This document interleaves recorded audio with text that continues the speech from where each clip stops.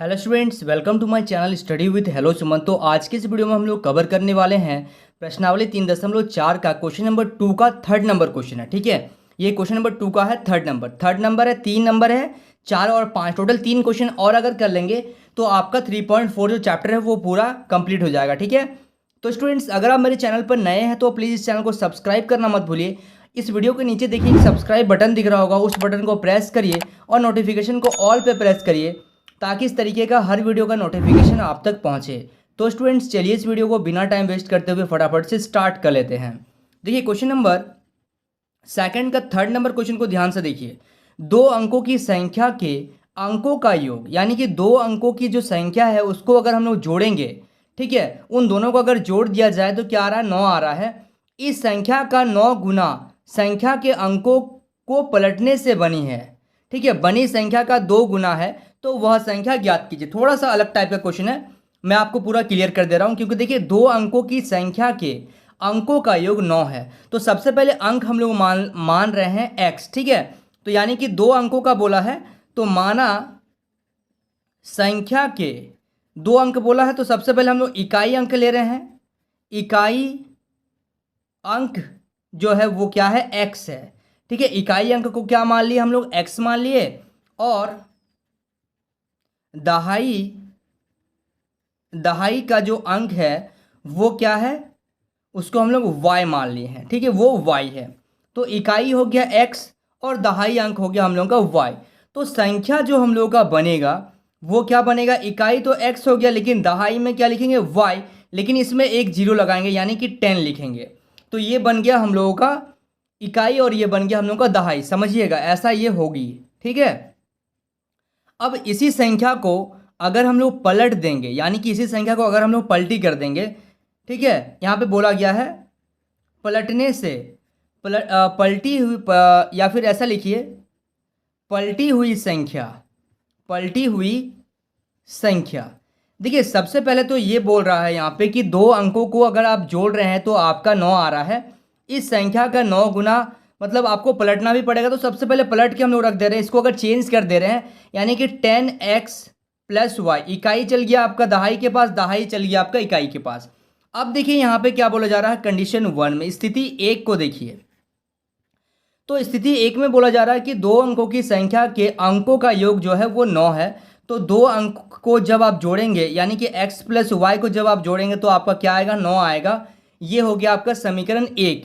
अब स्थिति 2 को देखिए यहाँ से, यानी कि कंडीशन 2 को अगर हम लोग देखेंगे तो क्या होगा, कंडीशन 2 में बोल रहा है कि इस संख्या का 9 गुना, इस संख्या का 9 गुना, यानी कि ये जो संख्या है इसका 9 गुना जो होगा, यानी कि इसको आप 9 से गुना कर दीजिए, ये बराबर होगा अंकों को पलटने से बनी संख्या का 2 गुना। यानी कि अंकों को जो पलटे हैं यानी कि 10x प्लस वाई का कितना गुना होगा, 2 गुना होगा।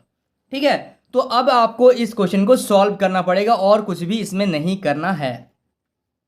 तो अब देखिए 9 को इससे गुना कर दीजिए तो 90y प्लस 9 को x से करेंगे तो 9x बराबर 2 को 10 से गुना करेंगे तो 20x प्लस 2y। ठीक है, तो अब क्या करेंगे हम लोग, y को एक तरफ लेके आएंगे और x को एक तरफ कर देंगे। ठीक है, तो यहाँ पे देखिएगा यहाँ से हम लोग क्या कर लेते हैं, यहाँ से यहाँ पे देखिए 90 को एक तरफ यानी कि 90y, इस 2y को इधर लेके आ जाइए माइनस का 2y। ठीक है, और सबको एक तरफ लेके आ जा रहे हैं यानी कि 9x minus 20x is equal to 0।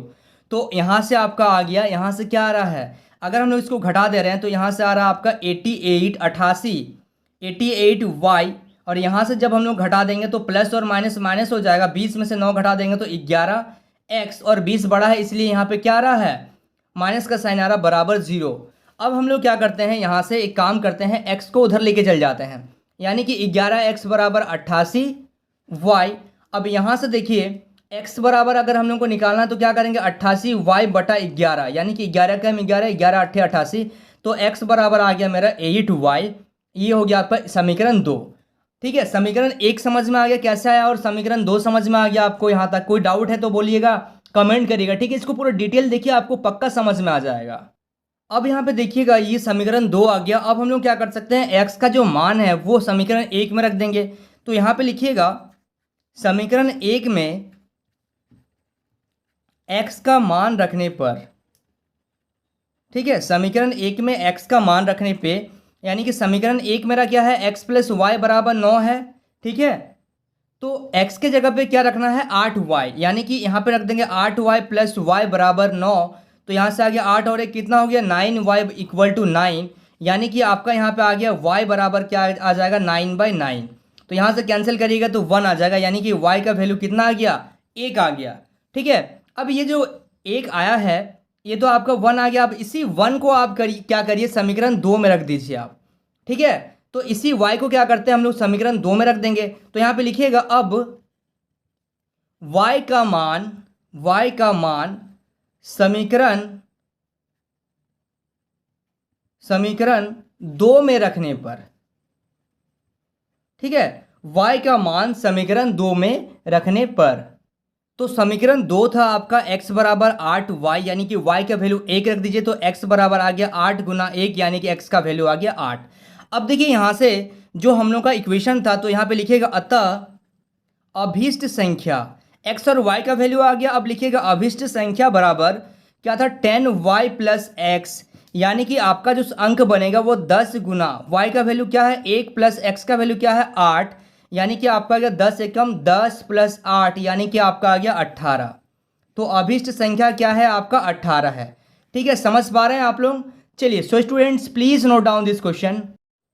देखिए 4 नंबर क्वेश्चन को देखिएगा। मीना रुपया 2000 निकालने के लिए एक बैंक में गई, ठीक है। मीना कहाँ गई, 2000 रुपया निकालने के लिए एक बैंक में गई। उसने खजांची से 50 तथा 100 के नोट देने के लिए कहा, यानी कि जब वो बैंक में गई तो वो बैंक में बोली कि मेरे को 2000 रुपया जो हम निकाल रहे हैं उसमें मेरे को 50 का नोट और 100 का नोट ही दीजिए। मीना ने कुल 25 नोट प्राप्त किए, उसको को टोटल 25 नोट दिया गया। तो ज्ञात कीजिए कि उसने 50 और 100 के कितने कितने नोट प्राप्त हुए, ठीक है, ये आपको निकालना है। तो सबसे पहले हम लोग यहाँ पे क्या मानेंगे, सबसे पहले देखिए इस क्वेश्चन को अगर हम लोग ध्यान से देखें तो इसमें हम लोग को जो 50 के नोट है और 100 के जो नोट है वो हम लोग को दिए नहीं गए हैं कि कितने नोट वो निकाल रहे हैं, ठीक है। तो हम लोग को इसमें से क्या करना पड़ेगा, हम लोग को इसमें से लेट कर लेना पड़ेगा, यानी कि मानना पड़ेगा। तो हम लोग इसमें से क्या मान लेंगे, हम लोग यहाँ से मानेंगे जैसे यहाँ पे मान लेंगे कि माना 50 रुपये के नोटों की संख्या, ठीक है, 50 रुपये के नोटों की संख्या। तो 50 रुपये के जो नोटों की संख्या है उसको हम लोग क्या मान ले रहे हैं, x है। और 100 रुपये के नोटों की संख्या, 100 रुपये के नोटों की संख्या बराबर क्या मान ले रहे हैं, y मान ले रहे हैं, ठीक है। अब कंडीशन 1 में आते हैं। स्थिति 1 को अगर हम लोग देखें, ठीक है, स्थिति 1 को अगर हम लोग देखें तो क्या देखेंगे इसमें, देखिए टोटल नोट हम लोगों को बोला जा रहा है कि कितना नोट है, कुल नोट की संख्या, टोटल नोटों की संख्या उसको मिल रहा है 25 बराबर 25, यानी कि 25 जो मिलेगा वो कैसे मिलेगा, 100 और 50 का नोट मिला के, यानी कि x प्लस वाई बराबर क्या हो गया 25। ये पहला इक्वेशन हो गया, ठीक है। उसके बाद यहाँ पे बोल रहा है कि ज्ञात कीजिए कि उनमें से 50 के नोट और 100 के नोट कितने कितने हैं, ठीक है। तो हम लोग अब क्या मान ले रहे हैं, अब क्या कर रहे हैं कि 50 के नोट को x मान ले रहे हैं और 100 के नोट को y मान ले रहे हैं। यानी कि आप ऐसे भी यहाँ पे लिख सकते हैं, स्थिति 2 में अगर हम लोग देखें, स्थिति 2 को अगर हम लोग देखें तो यहाँ पे आप एक काम कर सकते हैं कि 50 के नोट आप ऐसे लिख सकते हैं, 50 के जो है वो कितने नोट है, x नोट है, क्योंकि 50 के नोट को x माने हैं, प्लस 100 के नोट को क्या माने हैं, 100 के नोट को y माने हैं। ये दोनों मिलाकर उसको कितने ले रहे हैं, वो 2000 रुपया बैंक से निकाल रहे हैं, ठीक है। तो यानी कि हम लोग लिखेंगे यहाँ पे अतः 50 गुना x प्लस 100 गुना y बराबर 2000, ठीक है। अब एक काम कर सकते हैं आप, यहाँ से 50 अगर हम लोग कॉमन ले ले, ठीक है, ध्यान से देखते हुए चलिएगा। अगर हम लोग 50 कॉमन ले ले, 50 अगर हम बाहर ले ले तो बचेगा x प्लस 2y बराबर यहाँ से 2y बराबर 2000। अब क्या कर रहे हैं, x प्लस 2y बराबर 2000 है बटा ये जो गुना में है इसको जब इस बार लेके जाएंगे तो भाग में हो जाएगा। तो ये आपका आ जाएगा कितना बार में, ये आपका 40 बार में ये आपको काट देगा 2000 को, यानी कि आप लिखिएगा x प्लस 2y बराबर 40।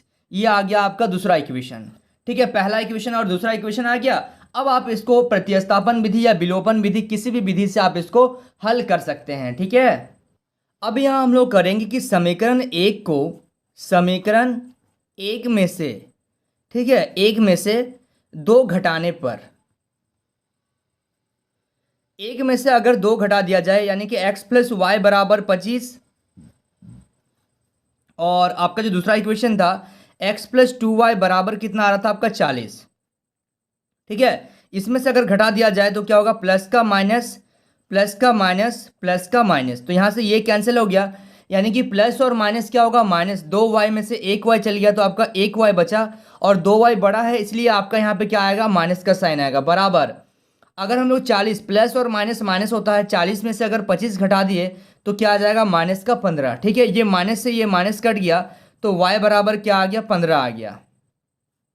ठीक है, y बराबर क्या आ गया, 15। अब हम लोग क्या लिखेंगे यहाँ पे, अब y बराबर 15, ठीक है, किस में रखने पर, समीकरण एक में रखने पर, समीकरण एक में रखने पर। तो y बराबर 15 अगर हम लोग समीकरण एक में रख दिए तो मेरा x का वैल्यू आ जाएगा, तो x प्लस वाई बराबर 25, ये है समीकरण एक, यानी कि y बराबर 15 रखना है तो x प्लस 15 बराबर 25, यानी कि x बराबर क्या होगा, 25 माइनस, ये प्लस का 15 है इधर चल जाएगा तो माइनस हो जाएगा, तो x बराबर क्या आ जाएगा आपका 10।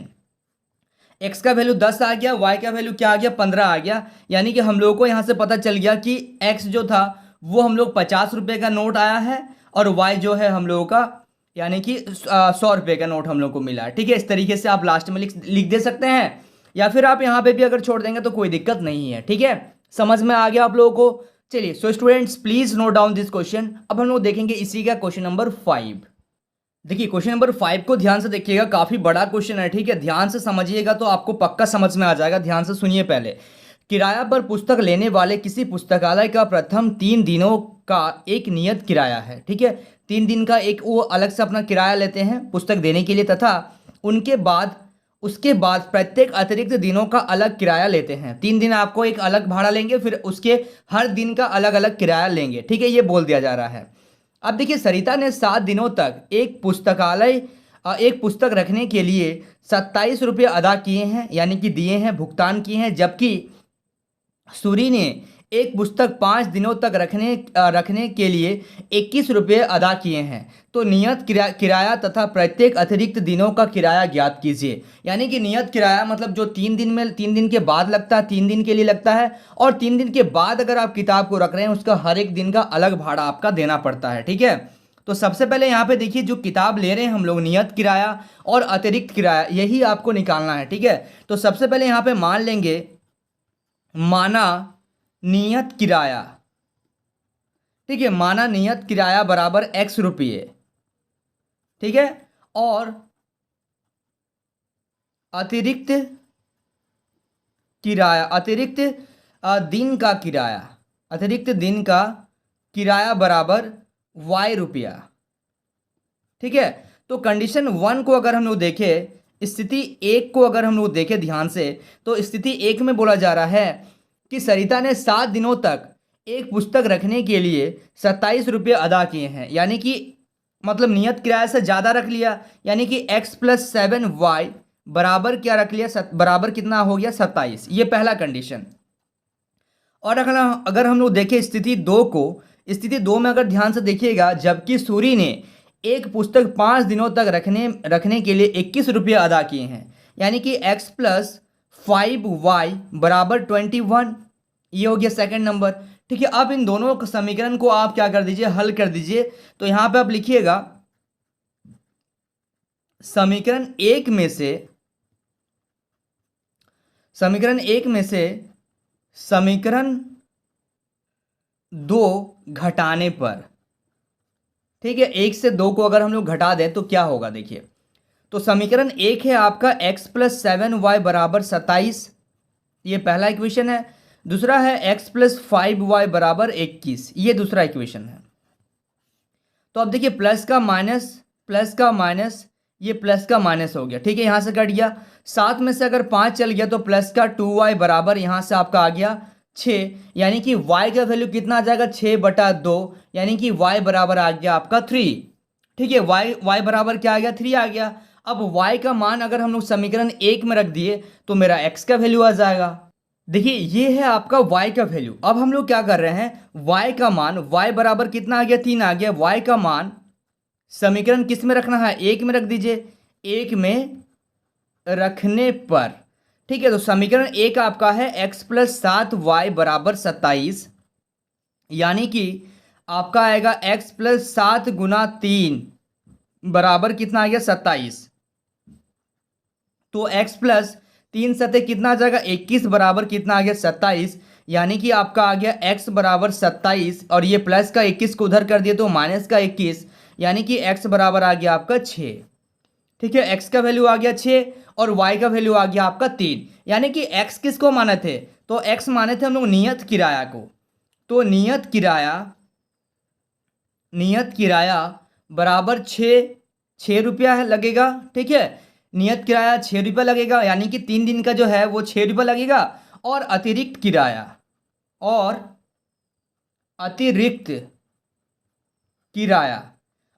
किराया कितना लगेगा, अतिरिक्त किराया लगेगा आपको 3 रुपया करके, 3 रुपया। ठीक है, समझ में आ रहा है। और 3 रुपया जो लगेगा वो प्रतिदिन का लगेगा, क्योंकि अतिरिक्त किराया क्या था, प्रतिदिन का लग रहा था आपका। ठीक है, समझ में आ गया। चलिए so students please note down this question. So students I hope आपको इस वीडियो से काफ़ी कुछ सीखने को मिला होगा। वाकई अगर आप इस वीडियो से कुछ सीखे हैं तो इस वीडियो को लाइक करिए, हमारे चैनल को सब्सक्राइब करिए और इस वीडियो के एंड में कमेंट करना मत भूलिए। तो स्टूडेंट्स मिलते हैं नेक्स्ट वीडियो में, तब तक के लिए बाय।